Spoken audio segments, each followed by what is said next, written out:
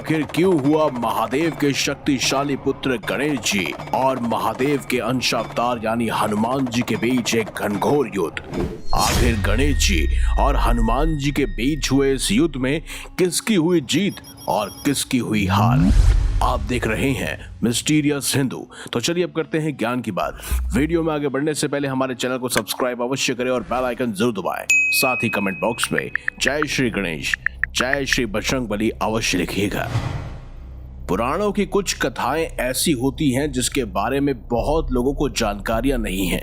साथ ही कुछ कथाओं में बहुत ही विरोधाभास भी है। और आज जिस कथा का वर्णन हम करने वाले हैं, जो कथा हम आपको बताने वाले हैं, वो भी कुछ ऐसी ही है। ये कथा है उस घटना की जब दो महाशक्तियां यानी भगवान श्री गणेश और महावीर हनुमान जी आपस में टकराए। दोनों ही महादेव से जुड़े हुए थे, क्योंकि एक तरफ थे महादेव के शक्तिशाली पुत्र यानी श्री गणेश और वहीं दूसरी तरफ महादेव के अंश अवतार यानी हनुमान जी। इस कथा का वर्णन हमें शिव पुराण और लिंग पुराण दोनों में ही मिलता है। आपको ये भी बता दें कि कुछ संस्करणों में इसके बारे में विरोधाभास भी हमें देखने को मिलता है। इसका कारण है कि इस कथा के पात्र गजासुर, पुराणों में कई गजासुर का वर्णन किया गया है। उनमें से पहला तो वो है जिसके चर्म को महादेव ने धारण किया, एक वो है जिसके विषय में हम इस कथा में बात करने वाले हैं। एक गजासुर तो वो है जिसका मस्तक श्री गणेश के धड़ पर लगाया हुआ है, और एक गजासुर वो भी है जिसे श्री गणेश ने मूषक के रूप में अपना वाहन बनाया। पौराणिक कथाओं के अनुसार गजासुर नामक एक असुर था जो कि महिषासुर का पुत्र था। जब माता दुर्गा ने महिषासुर का वध किया तब वो अपनी माता के गर्भ में था। जब उनका जन्म हुआ तो उसने अपनी माता से अपने पिता के मृत्यु का कारण पूछा। तब उसकी माता ने बताया कि किस प्रकार माता पार्वती ने देवी दुर्गा के रूप में प्रकट होकर उसके पिता का वध किया। ये सुनकर गजासुर अत्यंत क्रोधित हुआ और उसने ये प्रतिज्ञा ली कि जिस प्रकार माता पार्वती ने उसे अनाथ किया, वो भी उनके पुत्र गणेश का वध कर उन्हें दुख देगा। किंतु श्री गणेश का वध किस प्रकार किया जा सकता था, यह सोचकर उसने परम पिता ब्रह्मा की कई युगों तक तपस्या की। ब्रह्मदेव के प्रसन्न होने पर उसने उनसे अमरता का वरदान मांगा, जिसे देने से ब्रह्मा जी ने मना कर दिया। तब उसने सोचा कि सृष्टि में केवल काम ही है जो सर्वत्र व्याप है। यही सोचकर उसने ब्रह्मदेव से यह वरदान मांगा कि उसका वध केवल उसी के हाथों हो सके जिसने काम को जीत लिया हो। ब्रह्मा जी ने उसे यह वरदान दे दिया और अंतर्ध्यान हो गए। वरदान प्राप्त होने के बाद वो निरंकुश हो गया और सृष्टि में उत्पात मचाना उसने प्रारंभ कर दिया। इतने बल के बाद श्री गणेश को परास्त करना उसके लिए भी संभव नहीं था। इसी कारण उसने राम भक्त का स्वांग रचा और महाबली हनुमान जी की तपस्या आरंभ कर दी। जब महाबली ने देखा कि उन्हीं के समान एक राम भक्त उनकी तपस्या कर रहा है, तो उन्होंने गजासुर को दर्शन दिए। गजासुर ने उनसे वरदान का वचन लेकर कहा कि शिव पुत्र गणेश श्री राम की सदैव अवहेलना करते हैं। मैं चाहता हूं कि आप उनसे युद्ध कर उन्हें मृत्युदंड दें। हनुमान जी वचनबद्ध थे, इसलिए वह श्री गणेश से युद्ध के लिए चल पड़े। मार्ग में उनकी भेंट देव ऋषि नारद से हुई।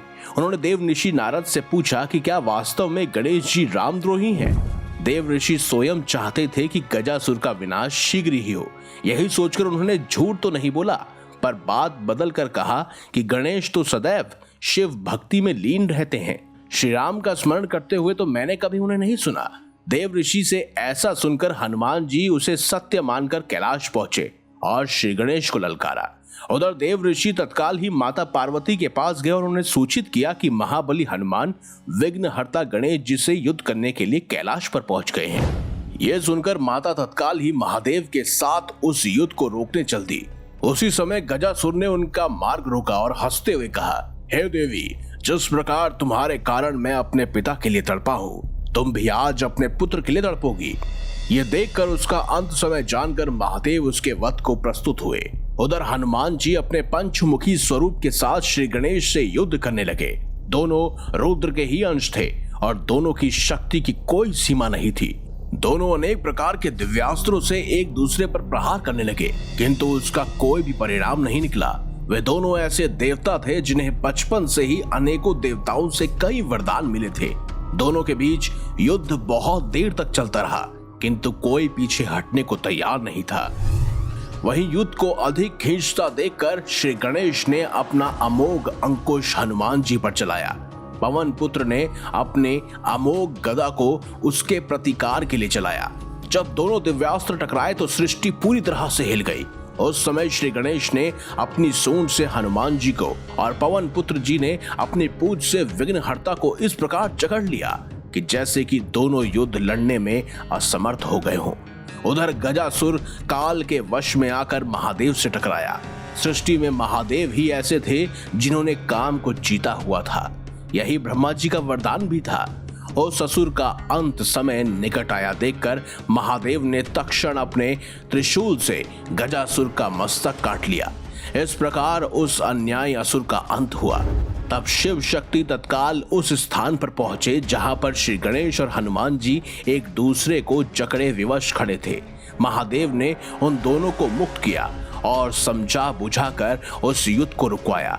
तब माता पार्वती ने हनुमान जी को गजासुर के छल के विषय में बताया और ये भी बताया कि वो असुर महादेव के हाथों मारा जा चुका है। माता ने कहा कि राम और शंकर में कोई भेद नहीं है, दोनों एक ही हैं। जो दोनों को अलग समझता है उन्हें किसी की भी भक्ति प्राप्त नहीं होती। तत्पश्चात माता के आग्रह पर महादेव ने हनुमान जी को अपना वही स्वरूप दिखाया जिस स्वरूप में श्री राम ने उन्हें रामेश्वर में स्थापित किया था। उस स्वरूप में हनुमान जी ने उस ज्योतिर्लिंग में महादेव और श्री राम दोनों के दर्शन प्राप्त किए।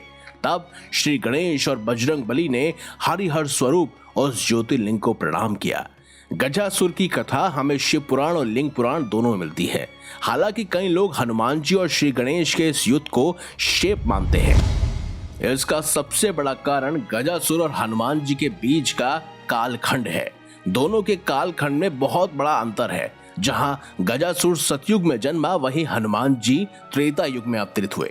इसी कारण गजासुर द्वारा हनुमान जी की तपस्या करने को अधिकतर लोग शेपक मानते हैं।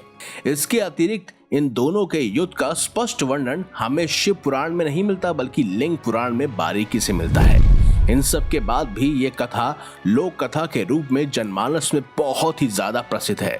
वास्तव में इस कथा के द्वारा श्री गणेश और हनुमान जी परस्पर एक दूसरे के सम्मान और महत्ता में वृद्धि लाते हैं। तो आपके इस खास युद्ध के बारे में क्या विचार हैं कमेंट बॉक्स में हमें जरूर बताइए। अगर आपको हमारी ये खास जानकारी ये वीडियो अच्छी लगी है तो उसे लाइक कीजिए, हमारे चैनल को सब्सक्राइब कीजिए और ज्यादा से ज्यादा शेयर भी कीजिए। तो मिलेंगे अगली बार एक नई खास वीडियो के साथ। तब तक के लिए देखते रहिए संपूर्ण ज्ञान का केंद्र बिंदु मिस्टीरियस हिंदू।